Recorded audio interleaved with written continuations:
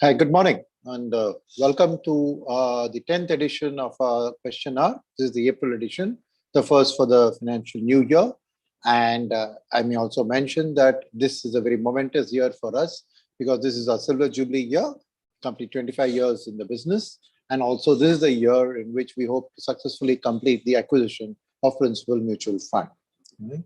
So, as is the typical format, let me just quickly take you through latest developments on the economy markets front for about 15 minutes. And then I've already received a host of questions. We're also happy to take any live questions as they come post my initial presentation. So if I may commence the slide presentation now. Right, a quick look at the world economy. The important thing is the synchronicity of actions. As you can see in the vaccination here, the doses across the world have all been given in substantial number. And the next slide will show you that the liquidity, which is also synchronized, is that Japan, the Bank of Japan, ECB, and the Fed all have jointly pumped in liquidity, very similar to the last financial crisis, but much, much more, right? And the next one slide will show you that this amounts to about $13 trillion in the current year. And over the next 2 years, double this amount is going to get pumped in. So the story of synchronized action is not just a continuing one, it's going to last till the end of next year as things stand. So next slide. We'll see that on the economy front, there has been a metals rally, largely driven by a China factor and the soft crude, which has given a boost to the infrastructure development in China. And aluminum, copper, and steel have seen a sharp growth, right? The next slide, we will see that supply has been fairly coordinated. The synchronous action of OPEC, Russia, as well as America is clearly visible in the stability of the oil supply, keeping the oil prices also stable. Next slide. Right? But this metals rally, the way forward is that we don't think it's going to sustain very much purely based on the China thing, because China has driven metal prices up. But I think the credit cycle in China is nearing its peak, which is the ability of the bankers to lend. I think it's pretty much at 85-90%. So a further credit-fueled boom in China leading to fresh metals rally, we don't expect. What is the key to maintain is whether US comes back to growth path, then you can see the next leg of the metals and commodities rally. The next slide. Right? So what this tells you is in terms of the results, the global new suborder index, right? So that's telling you that all of these are at various highs, some as much as the 200-month highs, so that you can see that the actions are also synchronous in terms of the recovery. Next slide.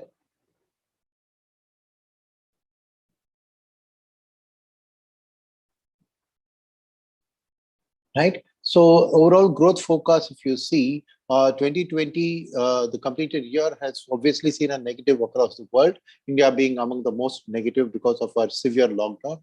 2021 is going to see a sharp bounce back to world about 6.7, India about 11.5, partly contributed to the base effect and partly the pace of the recovery. 2022 will see a more normal, stable 4.5% growth, and India will be at about 6.5%. So indicates a good V-shaped recovery on the annual. Next slide, please. Right. So a little focus on the American economy, because America drives a lot of world thought processes, is that the deficit, because of the liquidity which is being pumped, American deficits have widened, and this has led to a dollar weakening, a very significant thing, which is driving the business, as we will refer to this dollar weakness in a later slide. Next one, please.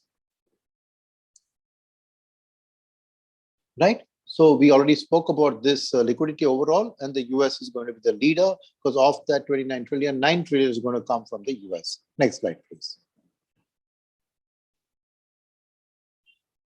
Right. And the beauty of this is this liquidity leading to low interest rates. And the fact that there were lockdowns means people have not consumed, means there's a huge savings pile. In addition, the US has given about $2,000 to every taxpayer back in their hands. So we think that in the US, the next leg of the growth is going to be driven by a consumption rally, as all these savings gets translates into consumption. Next slide, please. Right. So as a result, compared to the previous financial crisis, within a space of a year, consumption is going to come back to the pre-COVID levels. It took 3 years in the global financial crisis. Next, please. Right? So this is translating naturally into a higher demand for goods as opposed to services because people are buying things with the low interest rates. Next slide, please. Right? New business applications, fresh new business being started are also rising. Next slide will also tell you that small businesses are also sharply growing up. So when small businesses grow, it means there's a widespread economic recovery because they get downstream orders from the larger companies. Next slide, please. Right. So as a result, overall manufacturing PMI has shown a sharp V-shaped bounce, and it's at about 57, which is almost a decadal high. Next. Right. And the services sector, the hotel room occupancy, as you can see, is showing also a sharp rise back to 58.9% compared to 64% pre-COVID. Next one. Right? And across the various regional manufacturing surveys, all reinforce the V-shaped recovery on the anvil. Next slide, please. Right? So overall, to summarize the US, the blue wave, that's the Democrat wave, it was a surprise to the market and there's the positivity there. Second is that both houses being under democratic control means reforms can easily pass. Government is also less interfering compared to a Trump administration with the Fed, and no more trade war narratives happening. And stimulus measures like the 1.9 trillion stimulus was easily passed, and another $2 trillion of infrastructure stimulus has been announced and will expect to go through smoothly. So all of this, we expect that sometime in the near future, there's going to be a strong boost to US growth, which is augurs well for the world economy. The next slide, please. Right. So overall, this just summarizes it. I'll just keep it there. In addition to the US, the key factor that we need to remember is that the Brexit deal has also taken away the uncertainty around the UK versus the Euro fight, which is also now laid to rest. So overall, the advanced economies are set for a decent recovery. Next. Right, liquidity and dollar weakness, we already spoke about. Oil, we spoke about. Output gaps in China, we spoke about. So next slide, please.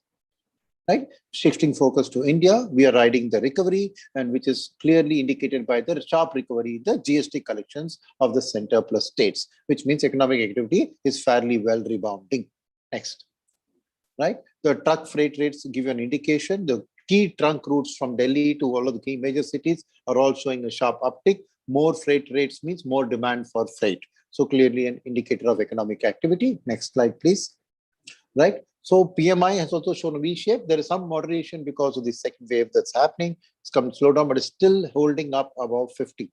Next slide, please. Right. And the medical success, right, in terms of vaccination, 60 years and above, we have made a good progress in 2.5 months.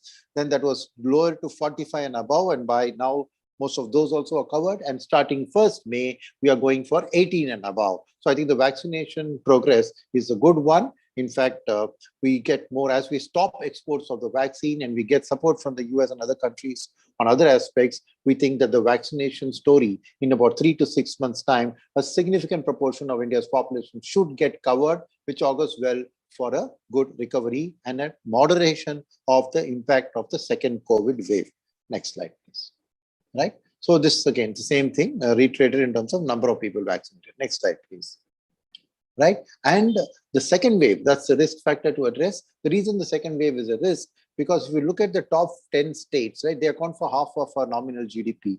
And in this, 70% of our nominal GDP, the key states which are affected by the second wave are Maharashtra, Uttar Pradesh, Karnataka, Gujarat, and all of them are in the top 5. Only Tamil Nadu has shown a lesser rate. So I think the key to track the second wave is an important risk that we have to constantly live with till we are able to get our grip on a good vaccination penetration. Next slide, please.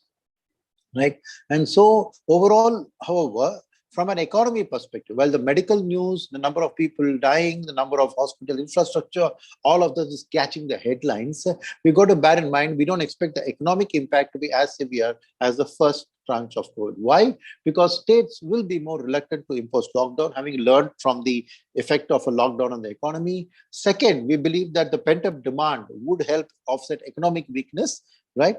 Third is that the vaccination drive we already spoke about. Fourth is that industry itself is now much prepared this time in terms of how to handle a second wave. So I think all those factors will mean that the medical impact may be very severe, but the economic impact will be still moderated compared to the impact of the first lockdown come corona crisis. Next slide. So RBI has supported the government step by step by pumping in liquidity. As you can see, a sharp jump in the liquidity in the system. The next slide, right, which is accompanied by a drop in the interest rates to all-time low levels. So liquidity plus interest rates. And the next slide tells you that RBI has also helped that without extending the moratorium, which was a concern for the banking sector, they have actually put in place under the Kamath Committee a moratorium restructuring plan, which helps 66% of rated companies, which are with those which are listed also in the stock market. So from that perspective, the NPA crisis, if you look at the next page, right, you will realize the banks also have, the big banks in the country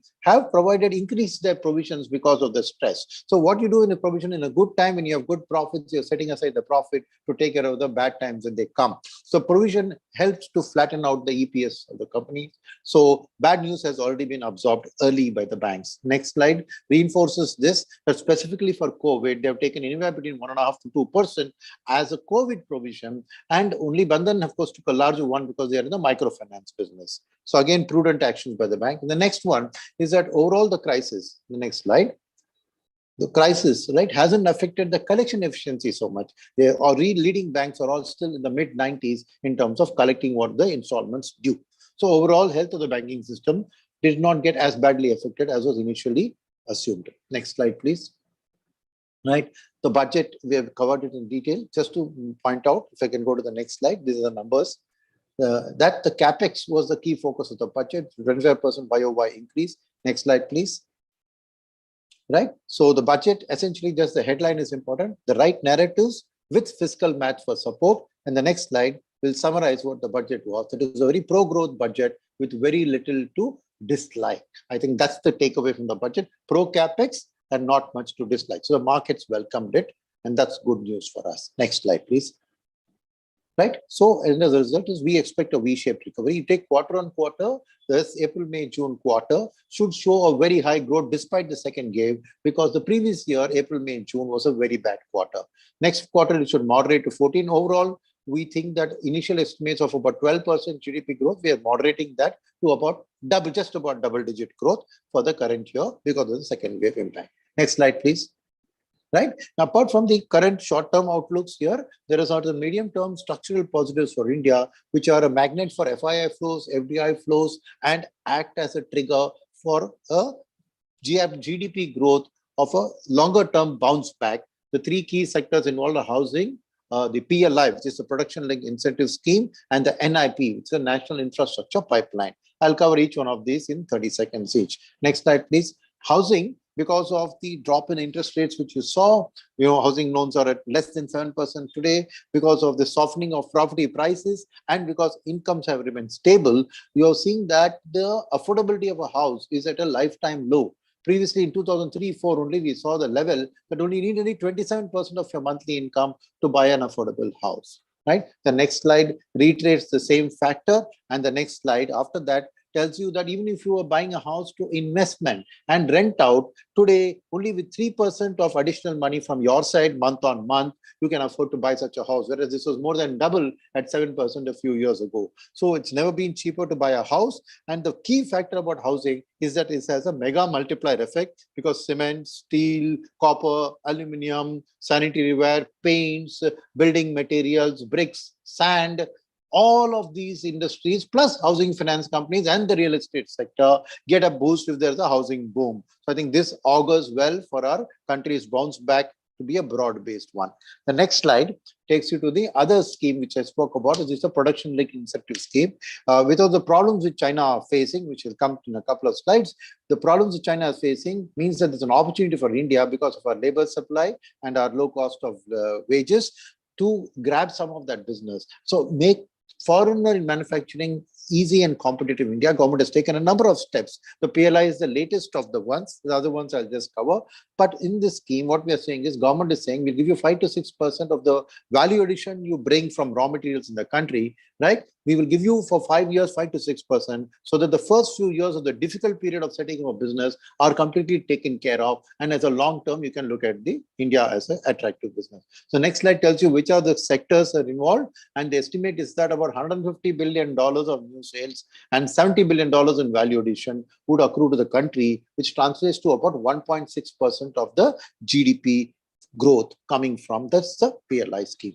The next one shifts focus to the fact that I said that they've made a lot of other steps to make manufacturing attractive. So reduction in the tax rates from 35 to 17 for new manufacturing, which makes it among the best in the world, is a key advantage for India. Next slide tells you that all the investment in infrastructure over these years has led to a 79 ranks improvement in the ease of doing business. Again, a key factor for foreigners to come in. That's a positive for India. The third one focuses on our competitor.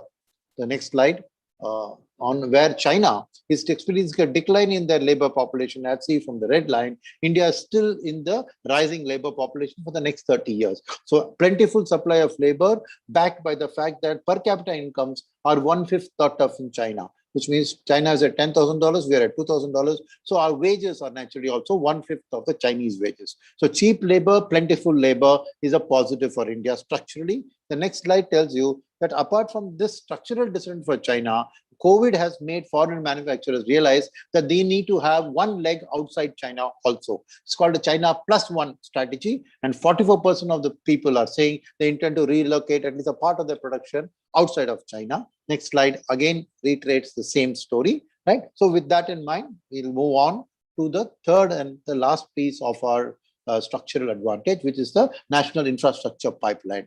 What is this? 111 lakh crores to be spent over 5 years on infrastructure, basically concentrating on 4 key segments: energy sector, urban infrastructure, roads, and railways. So naturally, you can imagine the multiplier effect in terms of the order books of all those companies which are going to build these plants or these roads or other infrastructure. So again, a huge infrastructure boost supported by the capex plan in the rolled out in the budget, right?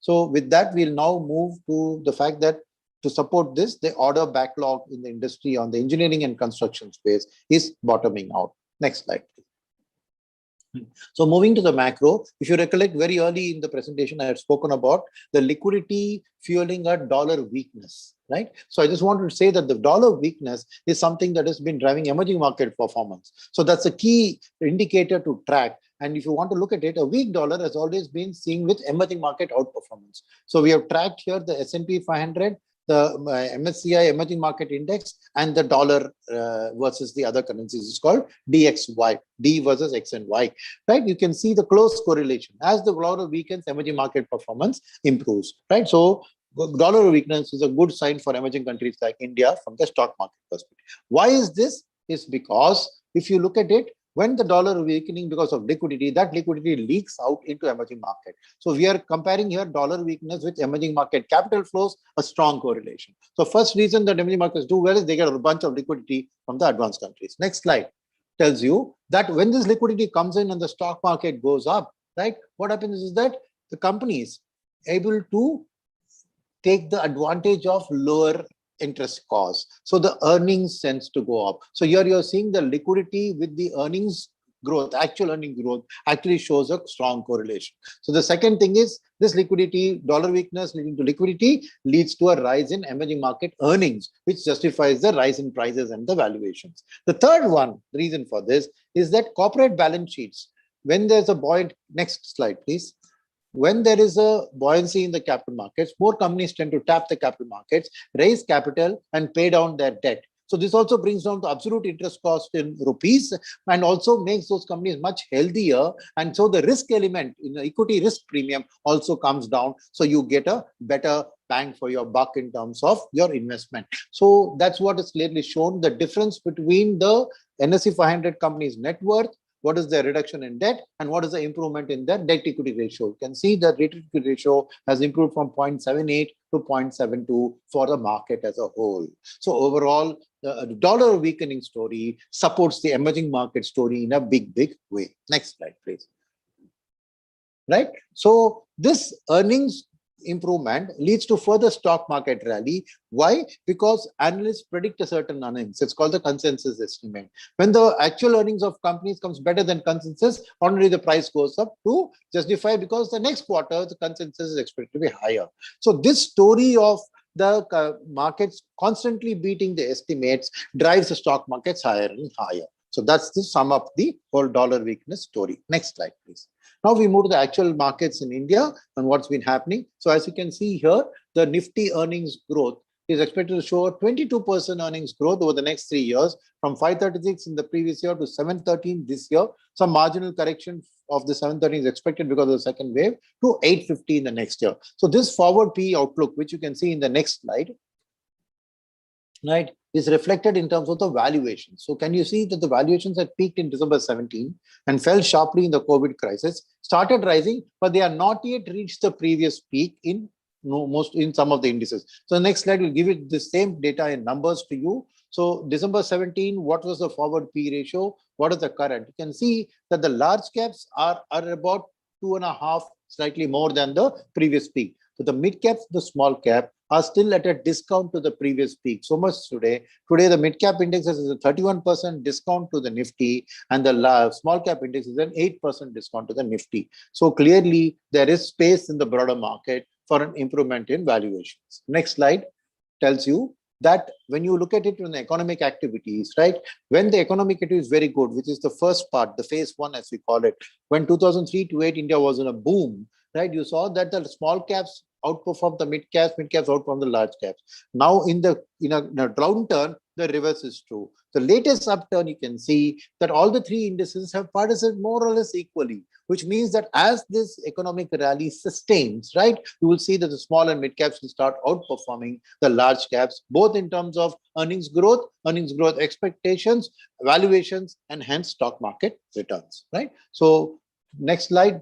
Now, with all the good news that I've told you about the overall thing, there is still going to be volatility in the market because there are some risk factors that we have to keep in mind. The biggest risk is, of course, unabated COVID infections if they continue. If you don't bring the second wave under control in India or in abroad, right? Now, if you come abroad, what are the weaknesses? We talk about dollar weakness all the time, but what if the dollar strengthens, right? That's a risk, right? And then the other risk is that the sustained rally in commodity prices. If the US economy comes to recovery faster, if the $2 trillion infrastructure program is fast-tracked and put on board, you will expect commodity demand. So commodity prices could lead to inflation. So a combination of the dollar strength and the commodity inflation could lead to American inflation, leading to Fed actually trying to do the tapering, which is called paring back the bond purchases, and that could have a negative impact on our markets. In the domestic scenario, a dollar strength would also lead to rupee depreciation.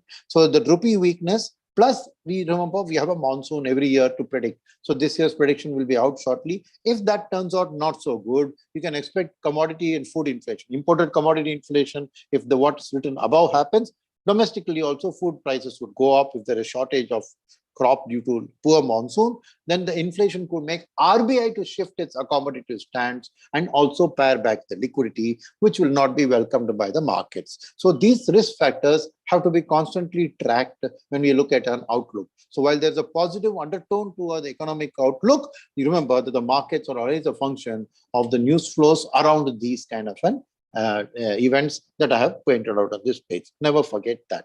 The next slide tells you to the summary of what I have spoken. So I'll just leave the slide on for just 10 seconds for you to see this. So as you can see, two good monsoons has made rural India be the primary driver of our consumption story.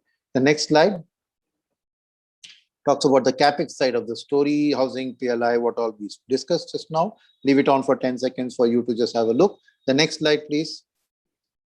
Right, this tells you about Sundaram's portfolio strategy. So what we are essentially saying is that for us, the investment cycle resurgence and the secular consumption are the key stories. And in that, the domestic story will be played by increasing exposure to quality financials, consumer discretionary, building materials, automobile sector, and industrial sector. These are the ones you're positive. And any global recovery signs which happens will play through the metals, through specialty chemicals to ancillaries and IT services. Overall, on the IT space, we are positive because we believe that the cloud migration, digital transformation story is a sustainable story for the next 4 to 5 years, right? So finally, to say that stock selection is important and that the mid and small cap, we expect them to participate increasingly in the coming rally. With that, I come to the end of my brief presentations, and now we'll take the questions which have already come, as well as anything that you post on the channels, right? So, Shweta, you may start with the questions. You can stop the sharing. Yes, sir. So the first question is, any update on Mr. Krishna Kumar's replacement? We are in the engaged. We have engaged a search agency.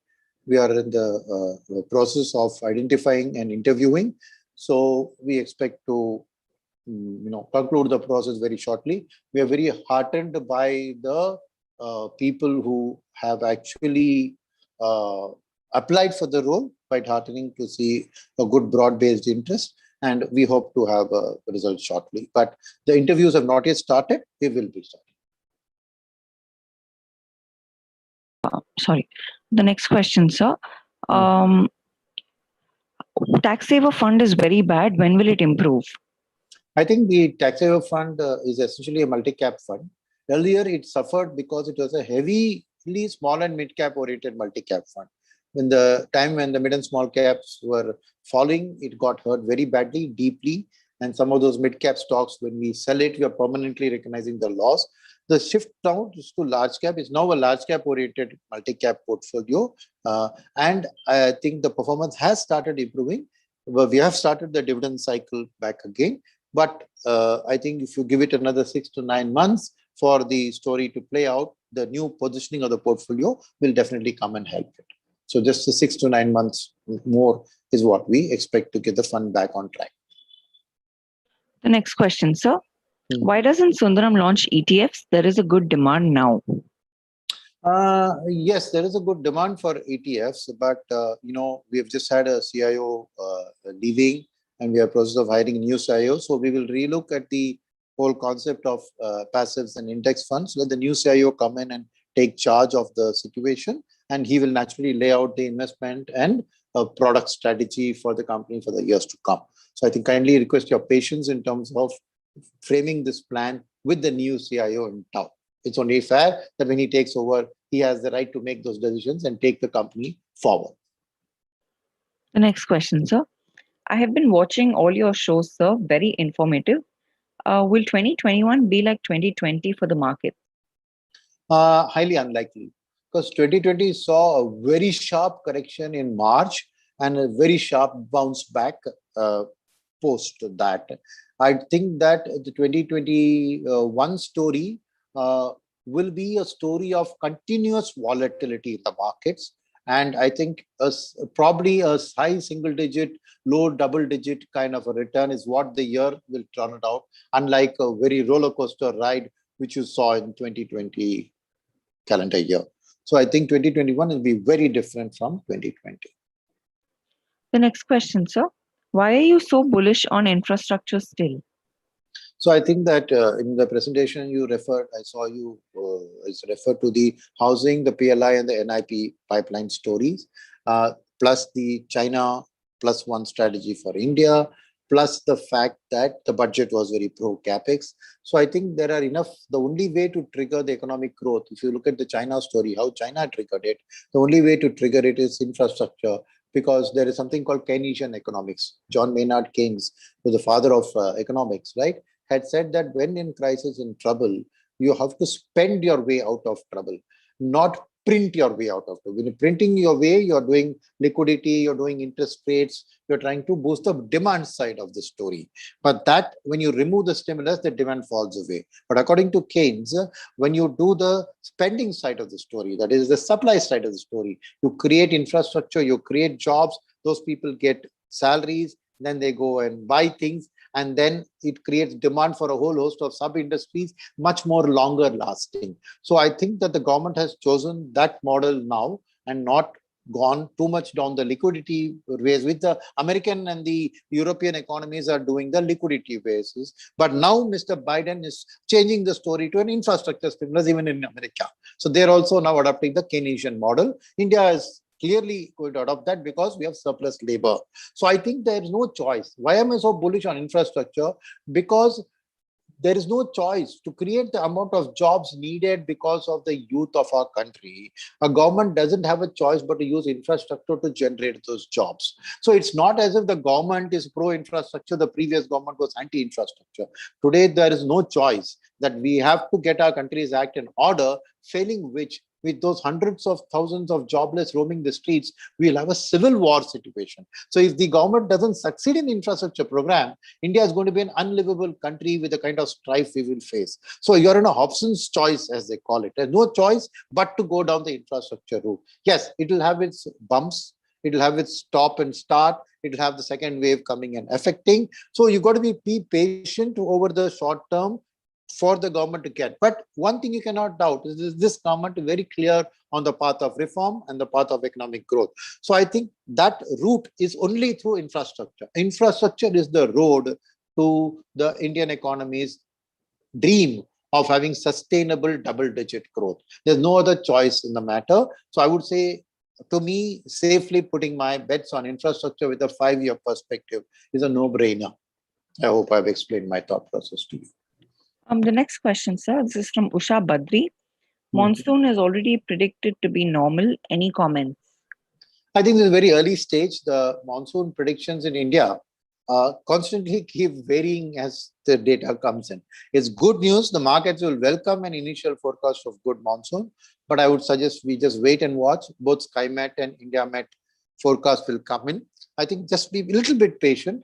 But a good monsoon will make the markets run up, because it's what happens is that the farmers feel happy. When they are sowing well, they also spend, because there's some money going to come at the time of harvest. But if the monsoon is bad, he says, oh, it's going to be a difficult time, let me tighten my belt. One. Second, a good monsoon means some plentiful supply of food. So fear of food inflation, which RBI always goes by an inflation forecast. So if there is a good monsoon, the fear of inflation will come down. So maybe RBI will continue its accommodative stance, which also the stock markets will welcome. So good monsoon outlook is very positive for the markets. The next one, sir. US markets are very volatile now. Which global market to invest in from a 3-year perspective? So I would say that the US market, if you choose the company, is right. See, the US market is volatile because of the fact that the US economy itself is uncertain about its growth. But if you pick the right kind of companies in the US, which, though they are listed in the US markets, are not so dependent on the US economy.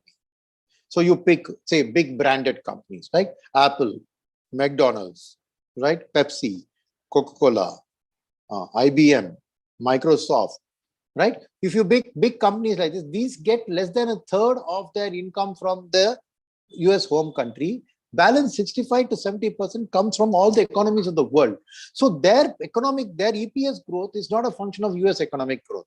So in the US stock market, I would say stick to the top companies, right? And there are multiple funds which do that filter of selection, like our global brand fund and funds like that. So I think that then you are actually de-risking yourself from the US economy stock markets. That's, I would say, a better strategy. The next question, sir, from Mr. Chandrasekhar. How much correction is expected in the market? So it all depends on how the second wave COVID gets controlled. What is the story behind the vaccination the next few weeks? Second story is that the good news of the US economy is actually bad news for the markets, because liquidity will tend to reverse and flow back. So if both these criteria come through, there is a US economic recovery, at the same time India vaccine story, then you will see a sharp FII outflow, and I would not rule out a 10 to 15% correction in the stock market, because it is supported by FIIs. And they pull out, there'll be a sentimental pull out by a lot of other people. So I think that if the bad risk plays out, you could expect a 15%, as much as a 15% correction. The next question from Tejas Belubi, sir. What are your views on the microcap segment? So I think the microcap segment is basically at the very high risk, high reward end of the segment. And I would say for the next year or so, again, they will be volatile because the second wave has come. I was just talking about pro infrastructure. The microcap segment is heavily infrastructure dominated in terms of the types of companies. So if you have a clear 5-year outlook, the microcap space is a good one. But over the next year, year and a half, I expect the volatility to continue because till we grapple with all of these problems, right? The infrastructure push will take time and will happen in bits and pieces. So I would say that to take a strong view at the very smaller end of the small cap, which is what is micro cap, I would say you got to lengthen your time horizon. The next one, sir, from Lucky Kant Mishra. What's your view on pharma and chemicals? So on chemicals, I think the story is a good developing one because of two reasons. One, it's a very heavily export oriented one. Second is it's also the place where you can take advantage of China. China used to dominate the chemicals field, but now China has become very environmentally sensitive. They're trying to prove themselves to the world here. So a lot of businesses from China are moving out because of the excessively regulated rules around the chemicals and the byproducts. I think India is in a position in the PLI scheme and all to take advantage, and that's a good export-oriented business. I think India has a good technical skilled manpower in the chemical engineering and other fields. So I think it's a good call to bet on. On pharma, I would say that it's a kind of defensive part of your portfolio. I think the strong rally in pharma is over. There could be short bursts in rally that every time there is bad news on the front of the COVID, you will see some pharma stocks rallying. But longer term, I would say that we are not a company that is overweight on pharma overall. Last 1 year was an exception because of the COVID crisis, but not otherwise on a longer term basis. But that being said, it's always something which should be there in a small portion in the portfolio. So then whenever ignore pharma totally, but don't go overweight on pharma is my recommendation on pharma. The next question from Ganesh, sir. Is the gold rally over? So I think that the gold rally as a rally is over because I think it was driven by US dollar weakness. And we see that while the dollar weakness will continue for a bit more time, it's a matter of time before dollar strength comes through because the US economy recovery will mean that. So when that happens, the real assets in the US will be favored over gold, which is only a parking lot. So when you're unsure of the world, when there's high inflation, there's threat of war, trade war, then people put in gold. It's a safe haven, right? The moment you don't need a safe haven, the money shifts out and gold is easily liquidatable. There's no transaction costs, right? So I think that the rally in gold is definitely over. But my answer to an allocation to gold is the same as my answer to pharma, which is that never ignore gold because you don't know what negative surprises are waiting, the third wave of COVID, whatever, but never go overweight. So in the case of gold, I would say somewhere between 5 to 15% of your overall portfolio should be in overall gold, whether it's a physical gold, gold in the form of jewelry, or paper gold in the form of gold ETFs. Whatever, 5 to 15% is a range that you should maintain. Another one from Ganesh, sir. What NFOs can we expect this year from Sundaram Mutual? So I think that we are probably not in a position to do an NFO right now because we have applied for the principal schemes and the mergers. Once we have those space, I'm sure there will be a few spaces there. So we will be actively looking at a multi-asset fund. That's a possibility. The second is an ESG-oriented fund. Third is an asset allocator fund because Sundaram has a huge range of sectoral funds and a huge range of cap curve funds. So I think we are brilliantly positioned to run a proper asset allocator model through the FOF strategy. So I think that we wait for the new CIO to come, we'll wait for the principal acquisition to be approved by SEBI because only then will SEBI entertain an NFO application. So probably it's a first half to second half story, but I think we do have products which we can bring to the table in the second half of the year. And somebody mentioned a question about ETFs. One of our thought processes is that why not we launch a fund of ETFs that will give you the best of all the worlds then. So a lot of thought processes are there, but probably a second half of the current year story. Another one from Usha Badri, sir. What is your opinion on the stocks in the IT sector? How much more will these stocks go up? So I think the IT sector is a good space to be in because they are very low on borrowings, no debt. There is a world which is going through the migration to cloud, Internet of Things, migration, data, heavy data, with the kind of change in lifestyle, work from home. So I think good quality IT companies have a very 3 to 5 year outlook on the earnings. And I think the whole ability of IT to consistently generate revenues is pretty well established. What is the issue? The issue is that market knows it. Everybody knows it. So IT valuations are already reasonably high. So in IT, right, you can have it as up to say 25% of your portfolio, but it will give you stable returns because the earnings growth will be very good, but the market is already expecting it to be very good. So there won't be much scope for positive surprises to give you super alpha. But that being said, a kind of double-digit return is eminently possible, and so you should not ignore IT. It should be there as a stable part of your portfolio because a dollar strength risk, right, which is a rupee weakness, is also beneficial to IT companies. So there are a lot of things going for IT today. So I would say that IT sector should be a constant part of your portfolio. As much as 25% can be allocated to IT. Take a look at what the fund managers are already allocating, and that any gap is there, you can top it up through your allocation to IT sector funds. Another one from Tejas Belubi, sir. Is it a good idea to have about 30% exposure in portfolio to international funds? Please post your views on how to allocate and which countries to focus on. So 30% is probably touch high.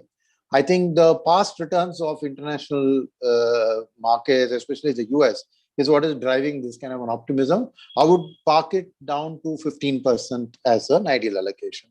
Okay, because remember, the Indian economy starts reviving, right? We'll leave all others far behind. So we are now in a phase where Indian economy is just recovering, but these American stock markets have delivered fantastic. So don't go too much by the past returns and allocate a huge amount. 30% is a bit aggressive, I would say. Hold down.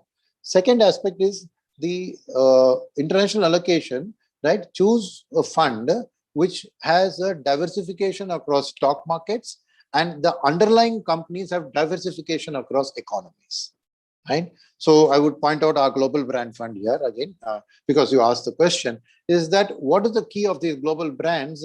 Is that 50-60% are listed in the US, rest are listed in other markets, like a BMW is listed in Germany, right? Samsung is listed in Korea. So you have a diversification across markets because of the brands. But the important point about the brands is that business doesn't come from one country. Their business, not more than 30% comes from the big country in which they are based, whether it's Germany, Eurozone, or America. Rest of the business is from the rest of the world. So the economic recovery across the world will be captured by these brands and expressed in the stock market where they are listed. So diversification across stock markets, diversification across economies, both can be achieved through the global brand fund. Now, if you don't want to take our global brand fund and look for the kind of thing which are globally diversified funds. That would help for you to capture the next leg of the rally, which is going to be more broad-based and not only a US-based rally. That is the story of the past. The story of the future, I think, is that the rest of the world, both from a stock market perspective, because FII allocation will also start going into commodity-rich markets, which have suffered so far. So I think that to have a globally diversified portfolio across stock markets, across economies, is the right way to go. But like I said, 15, maybe 20%, if you're very aggressive, of your portfolio can be in international. Thank you, sir. So in the interest of time, should we leave the comments to the other questions on the post? I think so. Yeah? I think we have already, it's been now 1 hour. I think that's what we max allocated on this time. So I think we'll stop it at this Okay, sir. point in time. So thank you, participants. It's been a very enriching, engaging conversation, a lot of wide range of questions. Thank you for the interest you have shown, and look forward to meeting you with a series of EMI webinars in English, Hindi, and Tamil in the month of May, which will be followed by a question hour at the end of May. Thank you, and all the very best. Stay safe through the whole corona epidemic. Thank you, sir.